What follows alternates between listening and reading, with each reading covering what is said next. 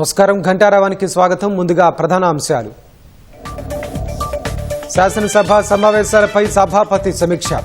మంత్రులు అడిగిన సమాచారాన్ని సిద్ధం చేయాలని అధికారులకు ఆదేశం.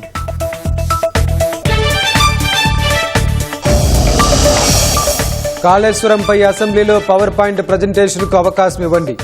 స్పీకర్ను కలిసి లేఖ అందించిన బీఆర్ఎస్ ఎమ్మెల్యేలు.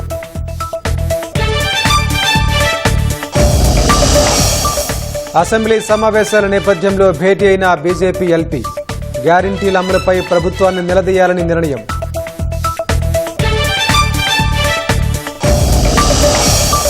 రెండు రోజుల్లో రాష్ట్రానికి 21,325 మెట్రిక్ టన్నుల యూరియా. ప్రభుత్వ ప్రయత్నాలు ఫలిస్తున్నాయన్న తుమ్మల.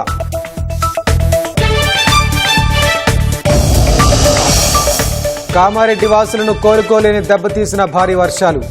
బురదమయంగా మారిన ఇళ్లను శుభ్రం చేసుకుంటున్న ప్రజలు.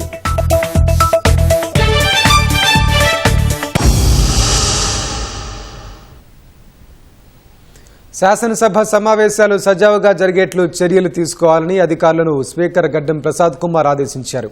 రేపటి నుంచి అసెంబ్లీ సమావేశాలు జరగనుండటంతో సభాపతి ఛాంబర్లో అధికారులతో స్పీకర్ సమీక్ష నిర్వహించారు. ఇందులో మండలి chairman Sukhender Reddy, vice chairman Banda Prakash, assembly కార్యదర్శి నరసింహాచార్యులు, ప్రభుత్వ ప్రధాన కార్యదర్శి రామకృష్ణరావు, ఇతర ఉన్నతాధికారులు, అన్ని ప్రభుత్వ శాఖల అధికారులు హాజరయ్యారు. సమావేశాల సందర్భంగా సభ్యులు అడిగే ప్రశ్నలకు మంత్రులు సమాధానమిచ్చేందుకు అనువుగా సమాచారాన్ని సిద్ధంగా ఉంచాలని స్పీకర్ స్పష్టం చేశారు. మధ్యాహ్నం 12 గంటల వరకు జరిగిన పోలీసు ఉన్నతాధికారుల భేటీలో శాంతి భద్రతలు, ప్రోటోకాల్, ట్రాఫిక్ తదితర అంశాలపై స్పీకర్ అధికారులతో సమీక్ష నిర్వహించారు. కేంద్రం తీసుకొచ్చిన జీఎస్టీ సంస్కరణల వల్ల కలిగే ఆదాయ నష్టానికి పరిహారం చెల్లించాలని ప్రతిపక్ష పార్టీల పాలిత రాష్ట్రాలు డిమాండ్ చేశాయి. ఈ మేరకు ఢిల్లీలో జీఎస్టీ సంస్కరణలపై ప్రతిపక్ష పాలిత రాష్ట్రాల ఆర్థిక మంత్రులు సమావేశమై చర్చించారు. ఈ భేటీకి తెలంగాణ, తమిళనాడు, కర్ణాటక, కేరళ, బెంగాల్, పంజాబ్, జార్ఖండ్, హిమాచల్ ప్రదేశ్ ఆర్థిక మంత్రులు పాల్గొన్నారు. జీఎస్టీ కొత్త ప్రతిపాదనల కారణంగా దాదాపు 1.5 లక్షల కోట్ల నుంచి 2 లక్షల కోట్ల రూపాయల వరకు నష్టం వాటిల్లుతోందని అంచనా వేశారు. తమకు కలిగే నష్టాలకు పరిహారం చెల్లించాలని ఆయా రాష్ట్రాల ఆర్థిక మంత్రులు డిమాండ్ చేశారు. సెప్టెంబర్ 3, 4 తేదీల్లో జరిగే జీఎస్టీ కౌన్సిల్ భేటీలో తమ ప్రతిపాదన సమర్పించనున్నట్లు చెప్పారు. ప్రతి రాష్ట్రం దాదాపు 15 నుంచి 20% ఆదాయాన్ని కోల్పోయే అవకాశం ఉందన్న ఆర్థిక మంత్రులు ఇది రాష్ట్ర అభివృద్ధిపై తీవ్ర ప్రభావం చూపుతుందన్నారు. జీఎస్టీ వల్ల తెలంగాణ ప్రభుత్వం 83,000 కోట్లు నష్టపోయిందని ఆర్థిక మంత్రి భట్టి విక్రమార్క అన్నారు. ఉదాహరణకి తెలంగాణ రాష్ట్రానికి సంబంధించినంత వరకే దీనివల్ల దాదాపు 7,000 కోట్ల రూపాయలు ఈ నష్టం రాష్ట్రానికి వచ్చేటట్టుగా అంచనాలు చెప్తా ఉన్నాయి. ఇటువంటి పరిస్థితుల్లో ఆ రాష్ట్రాల యొక్క ఆర్థిక పరిస్థితి పైన, ప్రణాళికలపైన, వెల్ఫేర్ సంక్షేమ పైన పెద్ద ఎత్తున ప్రభావం పడుతుంది. కాబట్టి ఈ రేట్స్ రేషనలైజేషన్ ని ఆహ్వానిస్తూనే వచ్చేటువంటి నష్టాన్ని పూరించడానికి కాంపెన్సేషన్ కింద కొన్ని మార్గాల్ని కేంద్ర ప్రభుత్వం ఆలోచన చేసి ఇవ్వాల్సిందిగా ఈ 8 రాష్ట్రాలకు సంబంధించినటువంటి ఫైనాన్స్ మినిస్ట్రీకి సంబంధించినటువంటి వాళ్ళు ఈరోజు కొన్ని సూచనలు ప్రపోజల్ చేయడం. గత ప్రభుత్వంలో నిరుపేదలకు న్యాయం జరగలేదని, ఒక్కరికి పక్కా ఇల్లు రాలేదని రెవెన్యూ శాఖ మంత్రి పొంగులేటి శ్రీనివాస్ అన్నారు. ఖమ్మం జిల్లా కూసుమంచి మండలంలో మంత్రి పలు అభివృద్ది పనులకు శంకుస్థాపన చేశారు. పాలేరు జలాశయం వద్ద పవర్ ప్లాంట్ను పరిశీలించారు. ఆ తర్వాత ఎమ్మెల్యే క్యాంపు కార్యాలయంలో కల్లుగీత కార్మికులకు కాటమయ్య కిట్లను పంపిణీ చేశారు. త్వరలోనే నియోజకవర్గాన్ని అభివృద్ధికి చిరునామాగా తీర్చిదిద్దుతామని మంత్రి తెలిపారు. రానున్న స్థానిక ఎన్నికల్లో మళ్లీ ఇందిరమ్మ రాజ్యాన్ని గెలిపించాలని విజ్ఞప్తి చేశారు. మిత్రులు ఇందాక అడిగారు, 2 కోరికలు కోరుకుంటున్నారు. లింగారామ తండాన్ని, గన్యా తండాన్ని వేరువేరు చేసి గన్యా తండా సపరేట్ చేయాలన్నది ఆ తండా ప్రజలు కూడా కోరుకుంది. స్థానిక సంస్థ ఎన్నికలు వచ్చినాయి కాబట్టి ఇప్పుడు చేయడం సాధ్యం కాదు. మళ్లీ ఎన్నికల నాటికి తప్పకుండా దాన్ని సపరేట్ చేపిస్తామని తెలుపుతున్నాను. అదే రకంగా ఇప్పుడు ఏదైతే గ్రామ పంచాయతీ ఓపెన్ చేసుకున్నామో దాని చుట్టూ ప్రహరీ గోడ అడుగుతున్నారు. రాబోయే కొద్ది రోజుల్లోనే ఈ ప్రహరీ గోడ నిర్మించుకుందాం. అదే రకంగా అంగన్వాడీ బిల్డింగ్ ఒకటి కావాలని మిత్రులు అడుగుతున్నారు. అంగన్వాడీ బిల్డింగ్ ని కూడా మీ ఇంటి పెద్ద కొడుకుగా తప్పకుండా దాన్ని కూడా శాంక్షన్ చేసి పూర్తి చేసే బాధ్యత నాదే. కాళేశ్వరం ప్రాజెక్టుపై అసెంబ్లీలో పవర్ పాయింట్ ప్రజెంటేషన్కు అవకాశం ఇవ్వాలని బీఆర్ఎస్ శాసనసభాపక్షం కోరింది. ఈ మేరకు BRS whip KP Vivekananda Goud, MLA Sudheer Reddy శాసనసభాపతి గడ్డం ప్రసాద్ కుమార్ను కలిసి లేఖ అందించారు. కాంగ్రెస్ నాయకులు కాళేశ్వరంపై దుష్ప్రచారం చేస్తూ అపోహలు సృష్టించే ప్రయత్నం చేస్తున్నారని, కేసీఆర్ కృషిని తప్పుదో పట్టించేలా మాట్లాడుతున్నారని బీఆర్ఎస్ ఎమ్మెల్యే సుధీర్ రెడ్డి మండిపడ్డారు. ప్రాజెక్టుకు సంబంధించిన అన్ని అంశాలను సమగ్రంగా వివరించేలా పీపీటీకి అవకాశం ఇవ్వాలని విజ్ఞప్తి చేశారు. కాంగ్రెస్ రాజకీయ దురుద్దేశంతోనే పీసీ ఘోష్ కమిషన్ నివేదిక ద్వారా కేసీఆర్ను బదనాం చేయాలని చూస్తోందని BRS whip KP Vivekananda Goud అన్నారు. అసెంబ్లీలో మైక్ కట్ చేయకుండా బీఆర్ఎస్కు అవకాశం ఇస్తే వాస్తవాలు వివరిస్తామని తెలిపారు. కాళేశ్వరం మీద సత్యాలు ఈ ప్రజలకు తెలవాలంటే పవర్ పాయింట్ ప్రజెంటేషన్ ని అసెంబ్లీలో మాకు అనుమతించండి. ఈ పవర్ పాయింట్ ప్రజెంటేషన్ ద్వారా రాష్ట్ర ప్రజలకందరికీ కూడా కాళేశ్వరంలో ఏం జరిగింది, ఎన్ని కష్టాల కోర్చి కాళేశ్వరం ప్రాజెక్టు కట్టినరు, మా పార్టీ తరఫున మా గొంతు ప్రజలకు వినిపిస్తూ వాస్తవాలు నిజాలు అన్ని కూడా ప్రత్యక్షంగా ఈ యొక్క రాష్ట్ర ప్రజలకు తెలియజేస్తామని చెప్పేసి అనుమతి కోరడం జరిగింది. ఈ యొక్క ప్రజలని ఆదుకోవాల్సినటువంటి సమయంలో ప్రజలని గాలి కొదిలేసి ఈ రోజు మా యొక్క పార్టీ బీఆర్ఎస్ అధినేత పైన, మా యొక్క నాయకుల పైన బురద జల్లడానికి, మరి అప్రతిష్ట పాలు చేయడానికే ఈ అసెంబ్లీని వేదిక వాడుకుంటుందని చెప్పి ఈ సందర్భంగా మనవి చేస్తా ఉన్నాను. కమిషన్ ఏదైతే కాంగ్రెస్ కమిషన్ ఇది రాజకీయ దురదృష్టంతో వేసేటువంటి కాళేశ్వరం పైన కమిషన్ ని అసెంబ్లీలో పెట్టి చర్చకు సిద్ధమే, కానీ మాకు పవర్ పాయింట్ ప్రెజెంటేషన్ కి ఇవ్వండి అవకాశం, మైక్ కట్ చేయకుండా మాకు ఇవ్వండి అవకాశం, తప్పకుండా నిజాలన్నీ కూడా బయటపెడతాం. 2 రోజుల్లో రాష్ట్రానికి భారీగా యూరియా రాబోతోందని రైతులకు వ్యవసాయ శాఖ మంత్రి తుమ్మల నాగేశ్వరరావు శుభార్త చెప్పారు. 21,325 మెట్రిక్ టన్నుల యూరియా రానుందని వివరించారు.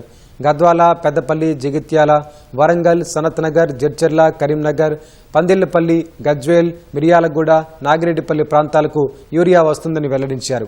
సెప్టెంబర్ మొదటి వారంలోగా గంగవరం, దామ్రా, కరాయికల్ ఓడరేవుల నుంచి మరో 29,700 మెట్రిక్ టన్నుల యూరియా రానుందని చెప్పారు. ఆయా జిల్లాల్లో డిమాండ్ పరంగా యూరియా పంపిణీ చేస్తామన్న తుమ్మల ఈలోగా రైతన్నలు ఎలాంటి ఆందోళనకు గురికావద్దని విజ్ఞప్తి చేశారు. మరోవైపు వర్షాల నేపథ్యంలో పంటల నష్టంపై సమగ్ర నివేదిక అందించాలని వ్యవసాయ శాఖ అధికారులను ఆదేశించారు.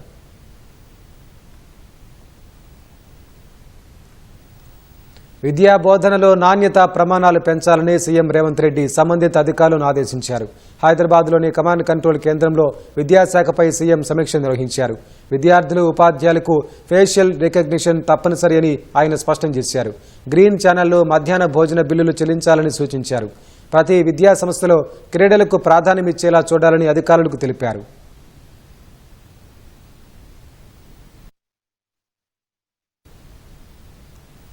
కామారెడ్డి జిల్లా క్యాసంపల్లి వద్ద జాతీయ రహదారి 44పై బ్రిడ్జికి తాత్కాలికంగా మరమ్మతులు చేశారు.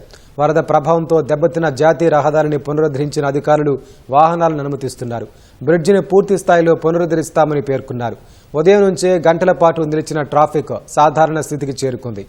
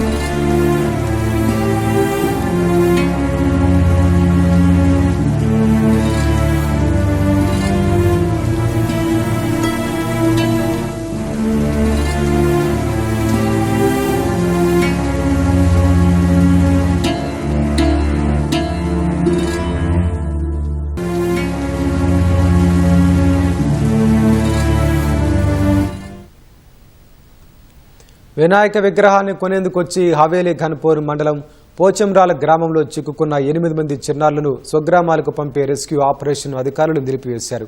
వరద ప్రవాహం ఎక్కువగా ఉండటంతో కలెక్టర్ రాహుల్ రాజ్ ఆదేశాల మేరకు మెదక్లోని ఓ కళ్యాణ మండపంలో పునరావాస కేంద్రానికి తరలించారు. వినాయక చవితి సందర్భంగా కామారెడ్డి జిల్లా నాగిరెడ్డిపేట మండలం లింగంపల్లికి చెందిన 8 మంది చిన్నారులు గణేష్ విగ్రహం కొనేందుకు మెదక్లోని హవేలీ ఘన్పూర్కి వెళ్లారు. నాగాపూర్ వద్ద నక్కవాగుకు వరద రావడంతో ముందుకెళ్లలేకపోయారు. ఇదే క్రమంలో పోచారం ప్రాజెక్టు పొంగి జాతీయ రహదారి 765 తెగిపోవడంతో తిరిగి సొంతూరుకెళ్లలేకపోయారు. 3 రోజులుగా అక్కడే చిక్కుకుపోయి అవస్థలు పడుతున్న చిన్నారులను స్వగ్రామాలకు తరలించేందుకు సైన్యం ఉదయం నుంచి శ్రమించింది. తాళ్లు పడవల సాయంతో అవతల ఒడ్డుకు చేర్చేందుకు సుమారు 5 గంటల పాటు యత్నించారు. సాధ్యం కాకపోవడంతో వాళ్లను పునరావాస కేంద్రానికి తరలించారు. సెంటర్లో పెట్టినా సార్ వాటర్ తగ్గిన తర్వాత పంపించే ఏర్పాటు చేస్తారు. ఆ రెస్క్యూ ఆపరేషన్ చేయట్లేదు. రిస్క్ ఉంది, ఫ్లోటింగ్ వాటర్ ఎక్కువ ఉంది కాబట్టి అటుపక్క ఆర్మీ కూడా కలెక్టర్ కూడా చూసారు, విజిట్ చేశారు. ఎట్టి బస్సులు అటుపక్క పంపించొద్దు, వాళ్ళ ఆఫీస్ సేఫ్ జోన్ లో పెట్టుకున్నారు. ఇప్పుడు ఏది ప్రాబ్లం లేదు, వీళ్ళందరూ కూడా సేఫ్ చేయగల ఉన్నారు. వీళ్ళందరూ కూడా రిహాబిలిటేషన్ సెంటర్ పంపించి అక్కడి నుంచి వాళ్ళకి ఇళ్ళకి పంపిస్తారు.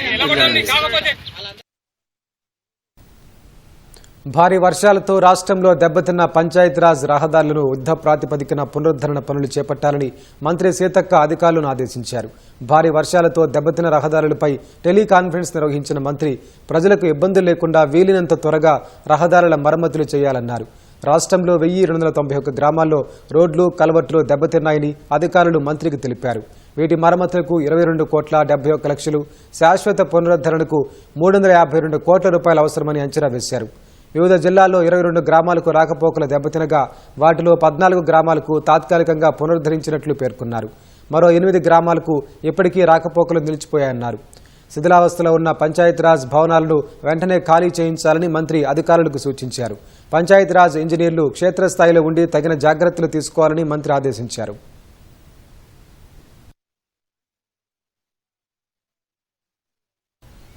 రాజన్న సిరిసిల్ల జిల్లా మధ్య మానేరు ప్రాజెక్టు వరద నీటితో జలకళ సంతరించుకుంది.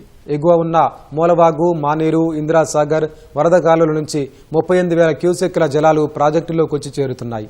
దీంతో మధ్య మానేరు ప్రాజెక్టు వద్ద 17 గేట్లెత్తి 45,000 క్యూసెక్కుల జలాలు కిందకు విడుదల చేస్తున్నారు. ప్రాజెక్టు దిగువ ప్రాంతానికి భారీ వరద ప్రవహిస్తుండటంతో లోతట్టు ప్రాంతాల రైతులను నీటిపారుదల శాఖ అధికారులు అప్రమత్తం చేశారు.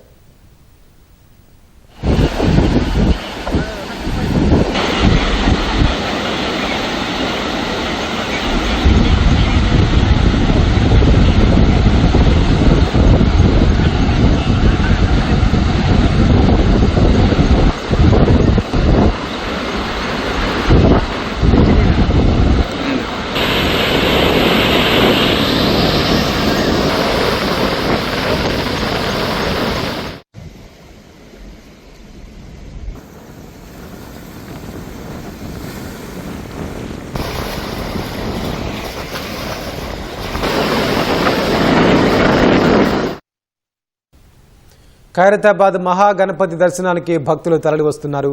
అక్కడ తాజా వివరాలు మా ప్రతినిధి అనుష ప్రత్యక్ష ప్రసారం ద్వారా అందిస్తారు. ఖైరతాబాద్ గణేశ్వరి వద్ద భక్తుల రద్దీ 3వ రోజు కొనసాగుతుంది. వర్షం వచ్చినప్పటికీ కూడా ఏమాత్రం లెక్క చేయకుండా భక్తులైతే క్యూ లైన్లలో బారులు తీరిన పరిస్థితి కనిపిస్తుంది. ఇక్కడ మన విజువల్స్ లో కూడా చూడవచ్చు. వర్షాలు కూడా లెక్క చేయకుండా అయితే వివిధ ప్రాంతాల నుంచి వచ్చిన ప్రజలైతే దేవదేవుణ్ణి దర్శించుకుంటున్నారు. అయితే ఉదయం నుంచి కూడా ఉదయం 6 గంటల నుంచి కూడా భక్తులకి దర్శనానికి అవకాశం ఉండడంతో ఉదయం నుంచి కూడా ఇదే రద్దీ కొనసాగుతుంది. అయితే వర్షం వచ్చినప్పటికీ కూడా ఏమాత్రం తగ్గట్లేదు. ప్రతి ఒక్కరు కూడా ఆ దేవదేవుల్ని తమ ఫోటోల్లో బంధించుకోవాలని చూస్తున్నారు. ఫోటో ఇవ్వడం మనం ఇక్కడ విజువల్స్ లో ఎక్కడ చూసినా కూడా ప్రతి ఒక్కరి చేతుల్లో ఆ గణపయ్యని తమ ఫోన్లను బంధించుకోవాలని పోటీ పడుతున్నారు. సో ఈసారి శ్రీ విశ్వశాంతి మహాశక్తి గణపతిగా దర్శనమిస్తున్న ఈ బొజ్జ గణపయ్య ఈ మొదటి రోజు నుంచి కూడా భక్తుల రద్దీ అయితే అధికంగానే ఉంది. దీనికి తగ్గట్టుగానే అన్ని రకాల ఏర్పాట్లు అయితే చేస్తారు. సో వర్షం వచ్చినా సరే అయితే మొదటి రోజు నుంచి కూడా వర్షం తాకిడి అయితే ఎక్కువగానే ఉంది. సో ఈ రోజు కూడా ఆ వర్షం కొనసాగుతుంది. కొనసాగుతూనే ఉంది. అయినప్పటికీ కూడా దీనికి తగ్గట్టుగానే అంటే దీన్ని దృష్టిలో పెట్టుకుని ఇక్కడ నిర్వాహకులు కూడా అన్ని రకాల ఏర్పాట్లు చేశారు. సో భక్తులకు ఎలాంటి ఇబ్బంది రాకుండా ఇక్కడ ఎమర్జెన్సీగా మెడికల్ క్యాంపులను ఏర్పాటు చేయడం కానీ, అయితే క్యూ లైన్లలో ఉన్న భక్తులు ఎప్పటికప్పుడు సజావుగా దర్శనం చేసుకొని వెంటనే వెళ్ళిపోయేలాగా అయితే ఇక్కడ ఉన్న పోలీసు సిబ్బంది కూడా ఎప్పటికప్పుడు వాళ్ళని పంపించేస్తున్నారు. సుమారుగా 600 మంది సిబ్బంది అయితే ఈ బందోబస్తులో ఉన్నారు, పోలీసు సిబ్బంది అయితే ఈ బందోబస్తులో ఉన్నారు. సో ఇప్పటి వరకైతే ఈ 3 రోజుల్లో ఇప్పటి వరకైతే సజావుగా చాలా ప్రశాంతమైన వాతావరణంలోనే ఈ ఖైరతాబాద్ గణేశుడి వద్ద అయితే విశ్వశాంతి మహాశక్తి గణపతి దర్శనం అయితే కొనసాగుతూనే ఉంది. మరో 6 రోజులు కూడా ఇలాంటి పరిస్థితి కొనసాగి ఉంది. ఇంకా వారాంతాల్లో నార్మల్ డేస్ లో 1 నుంచి 2 లక్షల మంది ప్రజలు ఈ దేవదేవుని దర్శించుకుంటే, వారాంతాల్లో మాత్రం ఈ సంఖ్య రెట్టింపుగా ఉంటుంది. 3 నుంచి 5 లక్షల వరకు కూడా ప్రజలు వచ్చే అవకాశం ఉంటుంది. ఇంకా రేపు ఈ సంఖ్య మరింత పెరిగే అవకాశం ఉంది. సో సాయంత్రం అయితే ఇక్కడ ప్రాంతాల్లో ఎక్కువ రద్దీ ఉంటుంది. ఎందుకంటే ఇక్కడ హుస్సేన్ సాగర్ టూరిస్ట్ ప్రాంతం కావడంతో ఇక్కడ వచ్చిన వాళ్ళు కూడా ఒకసారి గణపయ్యను చూసుకొని వెళ్దామని వచ్చే వాళ్ళు ఎంతో మంది ఉంటారు. సో ఇక్కడ దేవదేవుని దర్శించుకొని ఆ తర్వాత హుస్సేన్ సాగర్ చుట్టూతో వెళ్ళి అక్కడ టూరిస్ట్ ప్రాంతాలను కూడా విజిట్ చేస్తూ ఉంటారు. సో ఈ నేపథ్యంలోనే ఇక్కడైతే జనాలు సాయంత్రం వేళలో కిక్కిరిసిపోయి ఉంటారని చెప్పవచ్చు. సో ఇప్పటికైతే 5 గంటల నుంచి ఇప్పటి వరకు అయితే రద్దీ అయితే మరింత పెరిగింది. సో సమయం గడుస్తున్న కొద్ది కూడా ఇక్కడ రద్దీ అయితే ఎక్కువగా మారుతుంది. మరీ ముఖ్యంగా ఉదయం వేళలో కంటే సాయంత్రం వేళలో ఖైరతాబాద్ పరిసర ప్రాంతాల్లో అయితే రద్దీ ఎక్కువగా ఉంటుంది. సో ఇప్పటికే మనం విజువల్స్ లో కూడా చూస్తున్నాము. సో భక్తుల రద్దీ అయితే ఖైరతాబాద్ గణేశుడి వద్ద మాత్రం ఎక్కువగా ఉంటుంది. ప్రతి ఒక్కరు ఫోటోలు తీసుకుంటూ చాలా బిజీగా ఉంటున్నారు. సో ప్రతిరోజు ఒక కార్యక్రమంతో, ఒక భిన్నమైన కార్యక్రమంతో అయితే ఇక్కడ ఖైరతాబాద్ గణేష్ కమిటీ నిర్వాహకులు అయితే ఏర్పాట్లు చేస్తున్నారు. ప్రత్యేక కార్యక్రమాలు అయితే నిర్వహిస్తున్నారు. సో భక్తుల తాకిడి ఎక్కువగా ఉంటుంది కాబట్టి వాళ్ళకి తగ్గట్టుగానే అన్ని రకాల ఏర్పాట్లు అయితే చేస్తున్నారు. ఇప్పటి వరకు అయితే చాలా ప్రశాంతమైన వాతావరణంలో అయితే ఖైరతాబాద్ గణేశుడి దర్శనం అయితే భక్తులకు కొనసాగుతుంది. ఇప్పటికి బ్యారికేడ్లలో, ఈ క్యూ లైన్లలో అయితే భక్తులకి ఎక్కించిన పరిస్థితి అయితే ఉంది. సాయంత్రం ఇంకా నైట్ అయ్యే కొద్ది అయితే పరిస్థితి ఇంకా ఎక్కువగా ఉండే అవకాశం అయితే ఉంది, భక్తులు పెరిగే అవకాశం అయితే ఉంటుంది.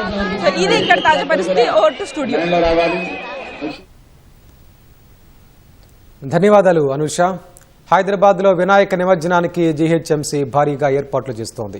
భక్తులకు అసౌకర్యం కలగకుండా నిమజ్జనాలు సజావుగా జరిగేందుకు నగర నలుమూలల తాత్కాలిక కుంటలను ఏర్పాటు చేసింది. 20కి పైగా ప్రధాన చెరువులతో పాటు 74 తాత్కాలిక నిమజ్జన కేంద్రాల్లో భక్తులంతా బొజ్జ గణపయ్యను నిమజ్జనం చేయొచ్చని వెల్లడించింది. మరి ఆ వివరాలేంటి, ఎక్కడెక్కడ నిమజ్జన కేంద్రాలు ఏర్పాటు చేశారు, వాటిలో బొజ్జ గణపయ్యలను ఎలా నిమజ్జనం చేసుకోవచ్చు అనే వివరాలను మా ప్రతినిధి సతీష్ అందిస్తారు. గ్రేటర్ హైదరాబాద్లో వినాయక నిమజ్జనం అంటే సందడి మామూలుగా ఉండదు. అందుకోసం జీహెచ్ఎంసీ ఇప్పటికే నిమజ్జనానికి సంబంధించి భారీగా ఏర్పాట్లు పూర్తి చేసింది. నగరంలో ఉన్నటువంటి 20 ప్రధాన చెరువులతో పాటు 74 తాత్కాలికంగా కుంటలను కూడా నిమజ్జనం కోసం తీర్చిదిద్దింది. చెరువుల మీద ఒత్తిడి తగ్గించి నిమజ్జనాన్ని సజావుగా సాగేలా తాత్కాలికంగా 74 కృత్రిమ నిమజ్జన కేంద్రాలను కొలువు తీర్చడం జరిగిందని చెప్పొచ్చు. నగరం వ్యాప్తంగా పూర్తి స్థాయిలో 6 జోన్లకు సంబంధించి కూడా ఎక్కడా భక్తులు ఇబ్బంది పడకుండా 11 రోజులు పూజించినటువంటి గణనాయకులను అంతే భక్తి శ్రద్ధలతో నిమజ్జనం చేసుకునేందుకు వీలుగా ఇటు తాత్కాలిక పోర్టబుల్ వాటర్ ట్యాంక్ కుంటలతో పాటు శాశ్వత ప్రాతిపదికన ఇప్పటికే బేబీ పాండాను తీర్చిదిద్దింది. అందులో భక్తులు ఎలాంటి ఇబ్బంది లేకుండా నిమజ్జనాలు చేసుకోవచ్చని సూచించింది. అయితే దీనికి సంబంధించి ప్రస్తుతం మనం అయితే నగరంలో చాలా చోట్ల కూడా ప్రధాన చెరువుల్లో నిమజ్జనం జరుగుతుంటుంది. దాంతోపాటు హుస్సేన్ సాగర్లో కూడా పెద్ద ఎత్తున నిమజ్జనానికి గణపయ్యలను తీసుకువస్తుంటారు. సో అందులో భాగంగానే భక్తులు చాలా చోట్ల ఇబ్బంది పడే అవకాశం ఉన్న దృష్ట్యా వారి ప్రాంతాల్లోనే ఎలాంటి ఇబ్బంది లేకుండా హాయిగా వినాయక నిమజ్జనాన్ని భక్తి శ్రద్ధలతో నిర్వహించుకునేలా జీహెచ్ఎంసీ ఇప్పటికే పూర్తి చేసింది. హుస్సేన్ సాగర్, సరూర్ నగర్ చెరువు, ఐడియల్ చెరువు, సఫిల్గూడ చెరువు, సున్నం చెరువు సహా 20 ప్రధాన చెరువులతో పాటు ఈ 74 కృత్రిమ కుంటల వద్ద అన్ని ఏర్పాట్లు పూర్తి చేసింది. ఇలా మనకు కనిపిస్తున్నటువంటి కుంటలకు సంబంధించి పోర్టబుల్ వాటర్ ట్యాంక్ సంబంధించి 3 అడుగుల కంటే తక్కువ ఉన్నటువంటి విగ్రహాలను పోర్టబుల్ కుంటల్లో నిమజ్జనం చేసేందుకు ఏర్పాటు చేశారు. అదేవిధంగా 23 ఎక్స్కవేషన్ పాండ్లను కూడా తీర్చిదిద్దారు. వాటిలలో 6 అడుగుల కంటే ఎక్కువగా ఉన్నటువంటి గణపయ్యలను నిమజ్జనం చేసేందుకు కూడా ఏర్పాటు చేశారు.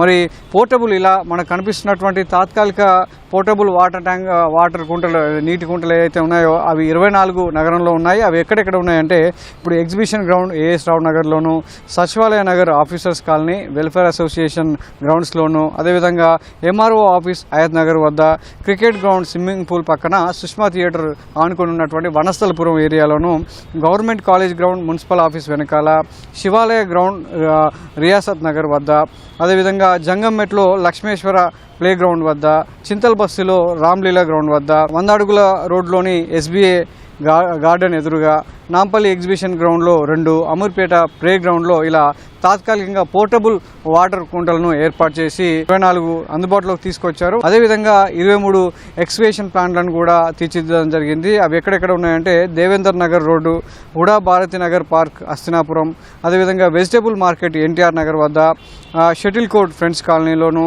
సైదాబాద్ ఎస్బీహెచ్ కాలనీలోను, కందికల్ గేట్ గౌలీపుర దగ్గర ఉన్నటువంటి కందికల్ గేట్ బతుకమ్మ బావి వద్ద, మైలార్దేవిపల్లిలోని వైశాలి నగర్, ఇస్తాబాద్, నర్సాబాయికుంట వద్ద ఈ ఎక్సావేషన్ ప్లాంట్లను ఏర్పాటు చేశారు. అదేవిధంగా మూసీ నది పక్కన ఉప్పర్పల్లి వద్ద, మూసీ నది పక్కన సంజీవిని హిల్స్ వద్ద కూడా ఎక్సావేషన్ ప్లాంట్లు భక్తులను అందుబాటులో ఉంచడం జరిగింది.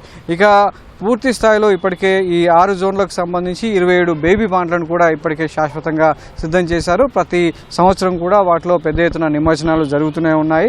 సో ఎల్బీ నగర్ జోన్లో ఉన్నట్లయితే ఈ శాశ్వతంగా ఉన్నటువంటి బేబీ ప్లాంట్లలో చెర్లపల్లి చెరువు వద్దను, కాప్రా చెరువు వద్ద, నల్ల చెరువు వద్ద, నాగోల్ చెరువు వద్ద, మన్సూరాబాద్ పెద్ద చెరువు వద్ద కూడా ఎల్బీ నగర్ జోన్లో బేబీ ప్లాంట్లు నిమజ్జనానికి రెడీగా ఉన్నాయి. అదేవిధంగా చార్మినార్ జోన్లో పాటికుంట, రాజన్న బావి వద్ద, హైదరాబాద్ జోన్లో నెక్నాంపూర్ రోడ్, నక్లెస్ రోడ్ వద్ద 2, దుర్గం చెరువు, మల్కం చెరువు, నల్లగండ్ల చెరువు, గోపి చెరువు వద్ద ఖైరతాబాద్ జోన్ లో ఈ బేబీ పాండ్స్ అనేవి కూడా నిమజ్జనానికి జీహెచ్ఎంసీ సిద్ధం చేసింది. ఏర్లింగంపల్లి జోన్ లో గంగారం చెరువు, కైదమ్మకుంట, గురునాథం చెరువు, రాయసముద్రం వద్ద కూడా బేబీ పాండ్లు సిద్ధంగా ఉన్నాయి. కూకట్పల్లి జోన్ కు వచ్చినట్లయితే ముల్లకత్వ చెరువు, బాలాజీ నగర్ వద్ద ఉన్న ఐడియల్ బేబీ పాండ్ ను ఏర్పాటు చేయడం జరిగింది. బోయిన్ చెరువు వద్ద కూడా మరో బేబీ పాండ్ అందుబాటులో ఉంది. సో హైదర్ నగర్ లోని ప్రగతి నగర్ వద్ద, అల్విన్ కాలనీ ప్రగతి నగర్ వద్ద కూడా ఒక బేబీ పాండ్ తీర్చిదిద్దడం జరిగింది. అదేవిధంగా వెన్నెలగడ్డ చెరువు, లింగం చెరువు, కొత్త చెరువు, అల్వాల్ దేవాలయం సమీపంలో ఉన్నటువంటి కొత్త చెరువు వద్ద కూడా ఈ శాశ్వత ప్రాతిపదికన బేబీ పాండ్ ఏర్పాటు చేశారు. కూకట్పల్లి జోన్ లో, సికింద్రాబాద్ జోన్ లో మరో 3 బేబీ పాండ్ కూడా అందుబాటులోకి తీసుకొచ్చారు. అది ఒకటి సంజీవయ్య పార్కు, సఫిల్గూడ, బండ చెరువు వద్ద ఈ ఏదైతే బేబీ పాండ్లు ఉన్నాయో శాశ్వత ప్రాతిపదికన ఏర్పాటు చేశారు. అదేవిధంగా స్థానిక పోలీసులతో పాటు ఇటు సర్కిల్ వారీగా పర్యవేక్షణ అధికారులు కూడా ఉంటారు. భక్తులు నిమజ్జనానికి వచ్చేటువంటి భక్తులకు ఎలాంటి ఇబ్బంది లేకుండా గణనాయకుడిని ఎంతో భక్తి శ్రద్ధలతో పూజించారో అంతే భక్తి శ్రద్ధలతో సాఫీగా నిమజ్జనం జరిగేలా కూడా తాత్కాలిక కుంటలు కావచ్చు, ఎగ్జాబిషన్ పాండ్లను కావచ్చు, బేబీ పాండ్లన్నీ కూడా జీహెచ్ఎంసీ సిద్ధం చేసింది. సో ఇక హుస్సేన్ సాగర్ మీద కావచ్చు, లేదంటే మిగతా చెరువుల మీద ఒత్తిడి తగ్గించడానికి ఇవన్నీ కూడా ఏర్పాట్లు చేస్తుంది. భక్తులు తమ సమీపంలో ఉన్నటువంటి ఈ తాత్కాలిక కుంటలు కావచ్చు, చెరువుల వద్దకు వెళ్లి హాయిగా నిమజ్జనం చేసుకోవచ్చని జీహెచ్ఎంసీ సూచిస్తుంది. కెమెరామెన్ పురుషోత్తంతో సతీష్, ఈటీవీ న్యూస్, హైదరాబాద్. బాలాపూర్ గణనాథుని దర్శించుకోవడం నాకు ఒక వరంగా భావిస్తున్నారని సినీ నటుడు మంచు మనోజ్ తెలిపారు. రంగారెడ్డి జిల్లా మహేశ్వరం నియోజకవర్గం బాలాపూర్లో ప్రసిద్ధిగాంచిన భారీ గణనాథుని మంచు మనోజ్ దర్శించుకున్నారు.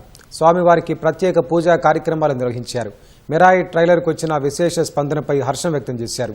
సెప్టెంబర్ 12న ప్రేక్షకుల ముందుకు రానున్న మిరాయి చిత్రాన్ని అందరూ ఆదరించాలని కోరారు. మా మూవీ మిరాయి ట్రైలర్ రిలీజ్ అయిన సందర్భంగా వచ్చి అన్ని వినాయకుడి దగ్గరికి వచ్చి ప్రతి సంవత్సరం దండం పెట్టుకుని ఆనవాయితీ. అండ్ ఈరోజు మిరాయి ట్రైలర్ రిలీజ్ అయ్యి అంత గొప్ప అద్భుతమైన రెస్పాన్స్ రావడం మాకందరికి చాలా ఆనందంగా ఉంది. మిరాయి సినిమాతో బ్లాక్ స్వాడ్ గా మీ ముందుకు వస్తున్నాను. ఈ సెప్టెంబర్ 12న రిలీజ్ అవుతుంది. మీరందరూ బ్లెస్సింగ్స్ ఇస్తారని కోరుకుంటున్నాను. అలాగే బాలనగర్ లో తెలుసు లడ్డూకి ఫేమస్ ఇది ప్రతి సంవత్సరం. అండ్ ఈరోజు దాదాపు 1.5-2 కోట్లు పెట్టి ఇలా ఒక టెంపుల్ సెట్ లాగా వేసి ఒక రీక్రియేట్ చేసి ఇంత గొప్పగా పూజలు జరిపిస్తూ ఇంతమందిని పిలిచి చేస్తున్నారంటే రియల్లీ ఇక్కడ చైర్మన్ కానీ, కమిటీ మెంబర్స్ కానీ, ప్రతి ఒక్క వాలంటీర్ కానీ కంగ్రాచులేషన్స్.